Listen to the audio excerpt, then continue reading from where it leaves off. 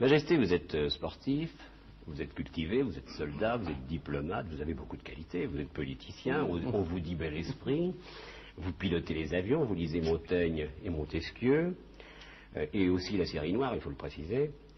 Exactement. Et je fais de la cuisine. Et vous faites de la cuisine. On me dit que vous êtes un peu autoritaire aussi. Comment? Un peu autoritaire. Je ne dirais pas que est-ce une qualité d'abord? Oui. Quand l'autorité est exercée là où il faut. Maintenant, est-ce que je l'exerce toujours là où il faut? Est-ce que quelquefois, je m'excuse du terme, il n'y a pas une engueulade qui n'est pas à sa place? C'est fort possible.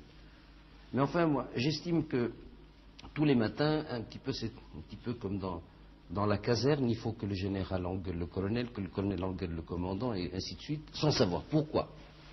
Ça fait toujours du bien. Pour la bonne marche. Pour la bonne marche. Sans pour autant que l'empoignade toujours se traduise par une sanction. Par une sanction. Ceci est important quand même. Être roi en 76, c'est un pari réussi.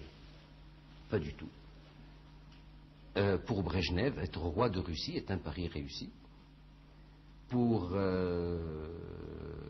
Nixon, avant Watergate, c'était un pari réussi. Je ne vois pas pourquoi je ne réussirais pas le mien. Vous êtes roi au même titre que Brejnev. C'est important ce que vous venez de dire. Ah oui, au même titre. Au même titre.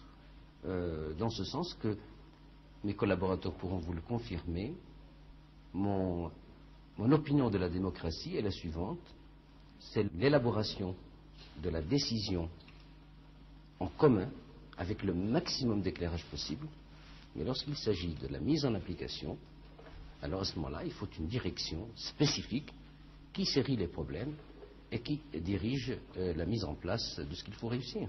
Depuis que vous avez pris les affaires de l'État, Majesté, avez-vous l'impression d'avoir changé vous-même, de vous être transformé? Beaucoup.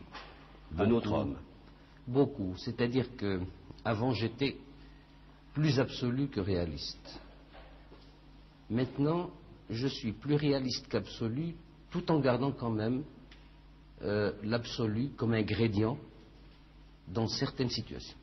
Il y a certaines situations qui vous mettent devant, comme dans la religion, ce qui est interdit, ce qui est permis, ce qui est prohibé, ce qui ne l'est pas. Alors, à ce moment-là, il y a des cas de patriotisme, de nationalisme, de grandeur du pays, où l'absolutisme